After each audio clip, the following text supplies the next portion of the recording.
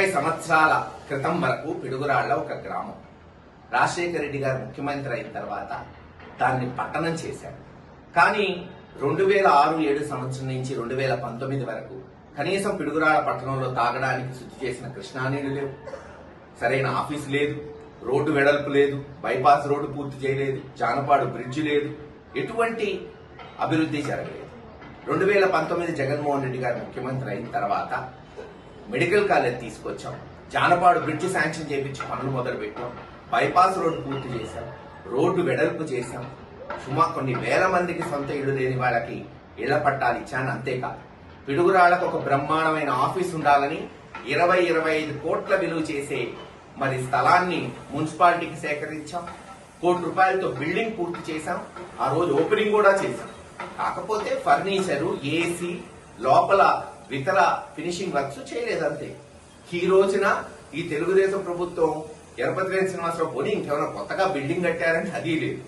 ఉన్నదానికి రంగులేసి టైల్స్ బిగించుకొని అక్కడక్కడ ఫర్నిచర్ తీసుకొచ్చి దానికి మళ్ళీ మున్సిపల్ మంత్రితో ఓపెనింగ్ అంటారు. సిగ్గుండాలి. దాచేపల్లి, గురజాలని మున్సిపాలిటీ చేసి పిడుగురాళ్ల, దాచేపల్లి, గురజాలకి సుమారు 150 నుంచి 200 కోట్లతో తాగునీటి పథకాలు తీసుకొచ్చాం.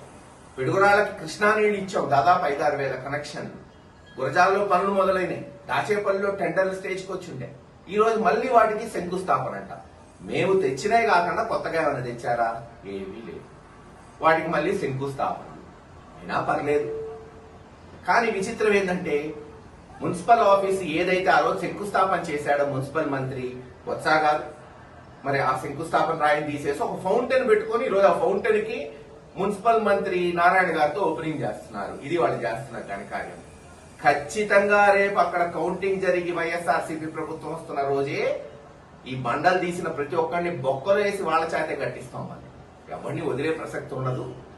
కాకపోతే నిన్న ఒక తెలుగుదేశం నాయకుడు అన్నాడు, మొన్న ఎక్కడో గడిస్తే పల్నాటి గురజాల రాజకీయం మార్చేశారు సార్ అని. ఏందని అడిగారు.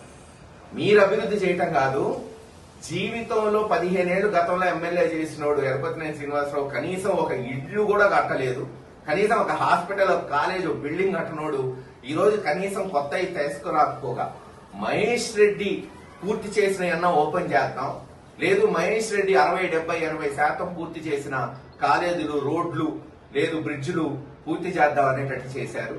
ఇది నిజంగా శభాష్ అండి అన్నాడు. చాలు, ఆ మాటలు తెలుగుదేశం నాయకుల నుంచి వస్తేనే తృప్తిగా ఉంటుంది. ఏది ఏమైనా కొత్త ప్రాజెక్టులు తీసుకురండి చేతనైతే, అంతేగాని మేము శంకుస్థాపన చేసినవి, మేము ప్రారంభోత్సవం వేసినవి రంగులు వేసుకొని అక్కడక్కడ మరుగులు తీసి, లేదు చిన్న చిన్న ఫౌంటైన్లు పెట్టి ప్రారంభోత్సవం చేయటం గొప్ప కాదని తెలుగుదేశం నాయకులు తెలియజేస్తారు. చరిత్ర సృష్టించినోడు ఇప్పుడు ఆ చరిత్రని తిరగరాయబోతున్నాడు.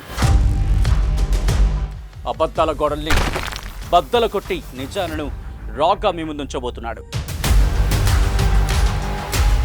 నిజమైన వార్తల కోసం వెంటనే డౌన్లోడ్ చేసుకోండి రా యాప్ని.